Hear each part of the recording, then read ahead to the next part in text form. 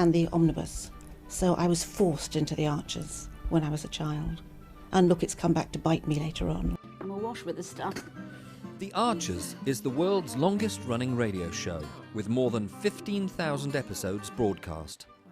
Despite being a rural flavor show, The Archers is recorded in the heart of... Welcome to The Debate. Today we are dissecting a fascinating collision between the instinct for self-preservation and, well, the demands of absolute honesty. We're looking at the latest developments in Ambridge, specifically the ethical pressure cooker surrounding Brad, George, and Amber. We're diving into a situation where the right thing to do might actually be the most destructive thing imaginable. It really is a classic philosophical dilemma, isn't it? The burden of secret knowledge. We're analyzing whether the duty to a friend, specifically a groom, outweighs the pragmatic need to keep one's own life from imploding. We're talking about Brad, the best man, who is currently harboring the explosive secret that the bride, Amber, is pregnant, a fact she shared with him before her own fiancé. To orient our listeners quickly, Brad is in a very precarious position. He is George's best man, but he is also secretly in love with Amber. And frankly, the feeling might be mutual. But the catalyst here isn't just a romance, it's the information asymmetry. Amber's pregnant, she told Brad, she hasn't told George. And Brad is, well, he's paralyzed by this. The core question we're debating is straightforward. Does Brad have a moral obligation to blow the whistle? Does he owe George the truth before he walks down the aisle? Or is the correct path the one Brad's sister Chelsea prescribes? Step back, suppress the feelings, eat some protein, and just let the couple figure it out themselves. I am taking the advocate's position today. I'm arguing for the side of pragmatism.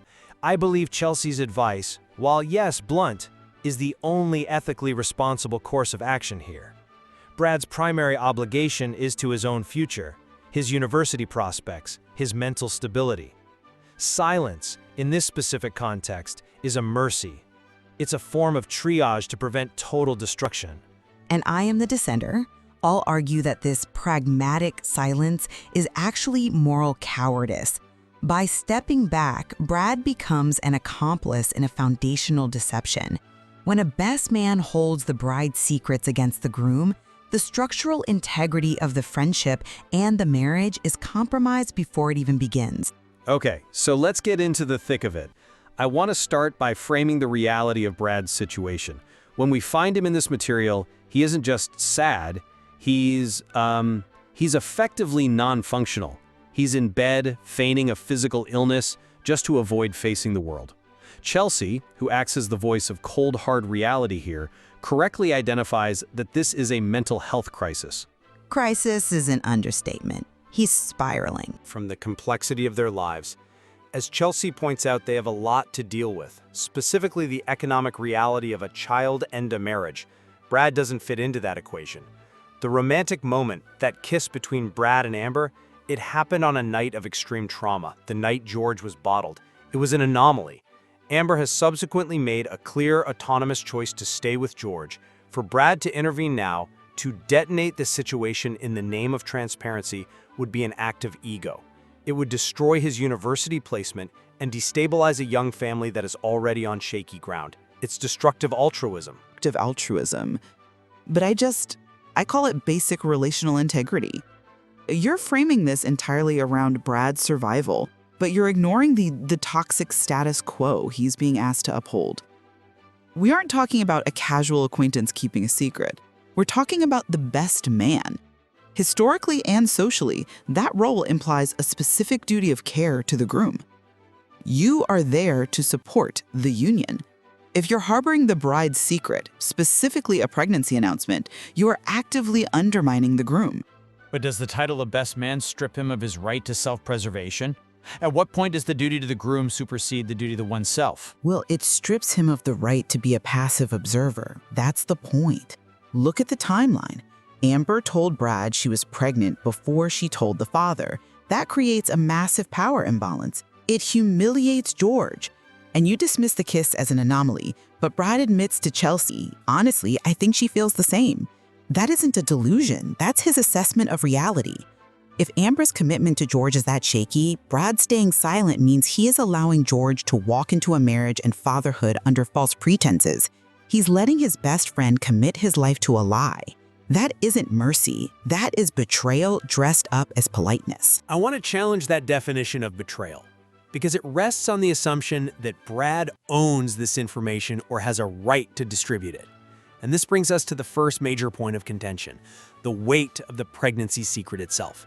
You seem to imply that because Brad knows, he's culpable if he doesn't share it. He is culpable. He's the vault. I disagree. Fundamentally, this is a matter of bodily autonomy. The pregnancy is occurring in Amber's body. The timing of that announcement belongs strictly 100% to her. It is not Brad's place to preempt her news, regardless of his role or his feelings. If he were to run to George and say Amber is pregnant, he would be violating Amber's trust in a way that is arguably worse than the silence toward George. He would be stripping her of her agency to manage her own family narrative. That argument would hold water if Brad were a neutral party, maybe a doctor or a distant cousin. But he isn't neutral. He is the third angle of a love triangle. When he finds out about the pregnancy, his immediate reaction isn't to think about Amber's agency or bodily autonomy. He panics. He asks Chelsea, could it be mine? Which is proof of his irrational mental state. He's catastrophizing. Is it irrational, or is it the inevitable result of blurring the lines? It's panic. Chelsea has to shut him down immediately. She reminds him, we just kissed, Chelsea. That's all. He's grasping for straws, looking for a way to insert himself into the narrative because he loves her. But the material confirms it's almost certainly George's child. If Brad interferes based on a 1% irrational fear, he creates chaos for nothing. Chelsea is essentially performing a cognitive behavioral intervention here, forcing him to look at the facts, not the fears. See, I interpret could it be mine very differently. It reveals that the physical intimacy, however brief, was significant enough in Brad's mind to create a biological possibility. That split second of doubt, is this my child? It disqualifies him from being a silent observer. You can't separate the secret of the pregnancy from the secret of the affair. They're now fused. The secret isn't just Amber's pregnant. The secret is Amber's pregnant and the best man is terrified he might be the father. You can't compartmentalize that away. Even if the math says it's George's, the emotional reality is that Brad felt the need to ask. That question, it just hangs in the air. But Chelsea does compartmentalize it, and that's why she is the hero of this piece. Let's talk about her role. You might view her advice, get in the shower, eat some scrambled eggs, as dismissive, but I view it as high-level crisis management. Introducing the Archer's mug, where elegance meets everyday comfort. Crafted from premium white ceramic, designed with vibrant peekaboo colors inside, simple, modern, and stylish. Start your day the Archer's way, with warmth, familiarity, and the comfort of voices you've come to love. As the stories unfold on the Archers, let this mug become part of your daily ritual, a small reminder of life in Ambridge. Practical for every home, dishwasher and microwave safe. Available in 2 sizes, 11 ounces and 15 ounces, designed to fit your lifestyle. Enjoy your favorite drink in a mug that connects you to Britain's most beloved countryside story, The Archers. For more information and to order your very own The Archers mug, follow the link below and make it part of your daily routine. She is the stabilizer. Heroic? That is a massive stretch. She's essentially telling him to repress his conscience. She's telling him to prioritize reality over melodrama. Brad is ready to throw his life away, missing university, lying to his parents, over a situation he cannot control. Chelsea cuts through that. She offers protein because he's physically depleting himself. She reminds him of his brilliant brain. She contextualizes the situation. Amber and George have adult responsibilities. Money, a kid. Brad is a student. They are on different trajectories. Chelsea is the only one acting like an adult by enforcing a rigid boundary. She's seeing the 10-year timeline, where Brad has a degree and a career, not just the 10-minute timeline where he feels sad. I'm sorry, but I just don't buy that. Let me tell you why. Chelsea is minimizing the situation to a dangerous degree. She uses humor, joking about whether Brad is a terrible person, to gloss over the genuine moral injury he's suffering. Brad asks, "Do you think I'm a terrible person?" because his conscience is screaming at him. And Chelsea brushes it aside with, "No, I'm kidding. George is lucky to have you." That is borderline gaslighting. It's reassurance. It's what friends do. It's avoidance. She frames the issue as a logistical mismatch. They have a kid, you have a degree, as if the only reason Brad shouldn't be with Amber is because he doesn't own a diaper bag or have a steady paycheck. She completely ignores the emotional infidelity. She's teaching him that if you just ignore the ugly truth hard enough and focus on your career, the ethics don't matter. It's a very cynical worldview. She's treating a moral crisis like a scheduling conflict. She's handing him a playbook for becoming emotionally numb. Sometimes suppression is the necessary first step to healing. It's triage. If Brad wallows in his guilt, he loses his degree. What good does that do anyone? If he confesses, he blows up the wedding. Who wins there? Chelsea's approach is to stop the bleeding. The bleeding is Brad's academic career. You can address the moral nuances once you've actually passed your exams and eaten breakfast. And the patient, the relationship with George, is left to rot while you focus on the exams. This brings me to a crucial parallel in the source material that suggests this bury it and move on strategy is it's a systemic issue in Ambridge. I'm talking about the resolution between Harrison and Fallon. That's an interesting comparison, though I would argue the Harrison and Fallon subplot actually bolsters my position. Look at what they did. Harrison apologizes for falsely suspecting Fallon of the attack on George. Fallon admits to deleting footage, which is technically obstruction of justice, to protect herself. And what's the resolution? They agree to call it quits. Call it quits. It sounds so transactional. It's pragmatic. They realize that digging into the forensic details, reporting the obstruction, dwelling on the lack of trust, it serves no purpose. They value the relationship over the truth. Just as Harrison and Fallon decide to bury the ugly details to preserve their unity, Brad is right to bury his feelings to preserve the family unity. It's a peace treaty. It's mature conflict resolution. That's a compelling argument, but have you considered how incredibly fragile that peace treaty is? Call it quits is code for let's pretend this didn't happen because looking at it is too painful. It relies on mutual guilt. Harrison feels guilty for the accusation. Fallon feels guilty for the crime. They are bonded by their worst moments. But they are bonded. In the real world, relationships survive on compromise, not on absolute transparency. Sometimes you just have to say we're both flawed and move forward. Rather than addressing the root lack of trust is dangerous. Fallon literally says, "Technically you should report me," and Harrison admits, "That is true, but I couldn't." They're bending the law in their own moral codes to avoid conflict. If Brad follows this model, if he builds a dynamic with George based on a hidden love affair and a secret pregnancy, he is building a friendship on quicksand. Just as Fallon's deleted footage is a ticking time bomb, Brad's deleted feelings will resurface. You cannot delete human emotion like a file on a hard drive. I disagree that the feelings will inevitably resurface in a destructive way. People move on from crushes all the time. This leads to my final point. The reality of moving on. We have to look at the material facts.